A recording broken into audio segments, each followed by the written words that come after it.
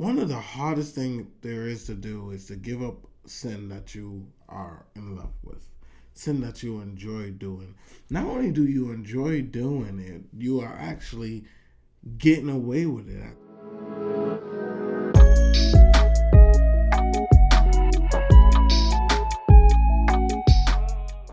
Hi, how you doing? I am Ellie Johnson, and this is Isaiah Movement.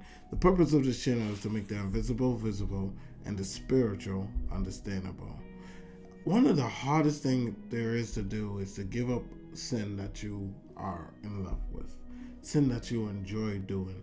Not only do you enjoy doing it, you are actually getting away with it at the moment, right?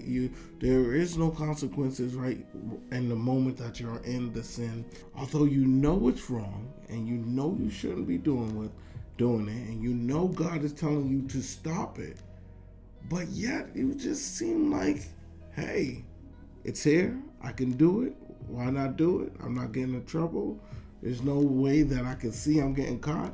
So your heart is bent towards doing the sin because you actually love the sin.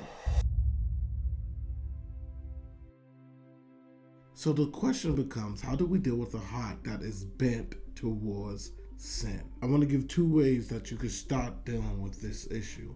And it's two prayers, two different types of prayers. My pastor always says that sometimes you just got to be honest with God. So the first prayer I always would say, it should be, if you're in love with it and you know it's wrong and you know you have to change, but you're so in love with it that you can't, you pray and you say to God, Lord, Father, I love this sin more than I love you in my current state. I need you to help me love you more than I love this sin.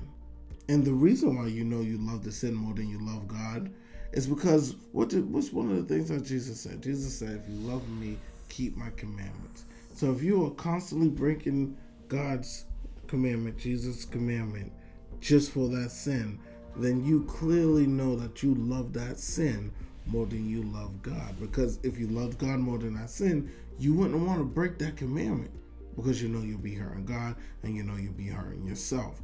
But that sin, you have a bent heart towards it, so you constantly are breaking God's commandment to do that sin, so you clearly love that sin more than you love God.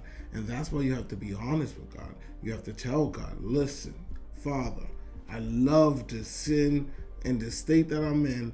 I love the sin more than I love you. And I need your help to help me get over this and help me get back on track. Now, the second prayer that comes right after that prayer is, Lord, please give me an understanding of why I love this sin so much. Why do this sin has such a hook in my life? Now, this is important because when God starts to give you the insight of why you are so attached to that sin, why you are chasing that sin, why you are so in love with that sin, you now have the ability to fight against that sin. You can actually go and attack the sin at the root, pull the root up so that you will not have to deal with it anymore. It's sometimes a deeper issue than you even know of why you love that sin or why that sin has a hook in you.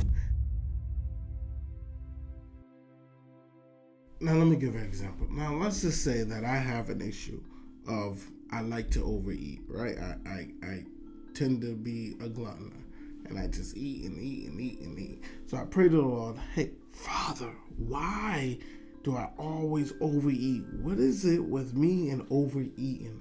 Why do I do it? And as time goes on, all of a sudden he starts to reveal to me that you overeat because it's give you comfort. It makes you feel comfortable. It makes you feel satisfied. It makes you feel happy on the inside when you are full. So now I have to deal with that. Now I know that I overeat because I want to feel comfort in my life. So now I have to deal with that. So that discovery that God has given me now will bring me to a place of uncomfortability where I'm uncomfortable because of what he showed me about the issue, because I know I have to change. Now I am in a place of discomfort because I have to change it. I have to rip it out and I have to deal with the issue, the root that is hidden underneath my sin of overeating.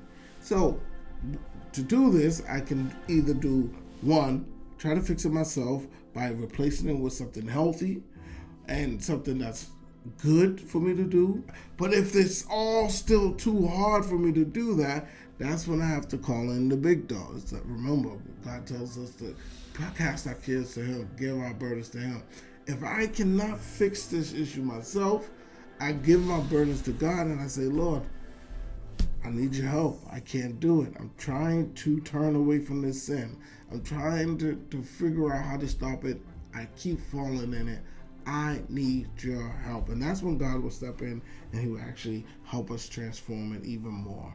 So those are the two things we have to do. First, we try to fix it ourselves by using the principles He gives us, or using any everyday practical principles to try to stop that overeating situation. Then if I still can't do it, then I pull in the big guns and I say, Father, I need you to do it. I need you to help me. I'm putting this on you so that you can help me overcome this. And He is willing and ready to step in to help us overcome that issue. There might be a time where you will slip up with that sin that you have been fighting against. Don't quit. Don't throw yourself away. You have this thing called grace that's going to cover you. And all you have to do is just repent and pray and say, Lord, I messed up. I'm getting back on the wheel and I'm going back at it. Don't stay in that situation. Don't stay stuck in that sin. Just know that in the end, you're going to win as long as you keep working with God. And that's today's video. I want to thank you for watching this video. Please like, share, subscribe. Until the next one.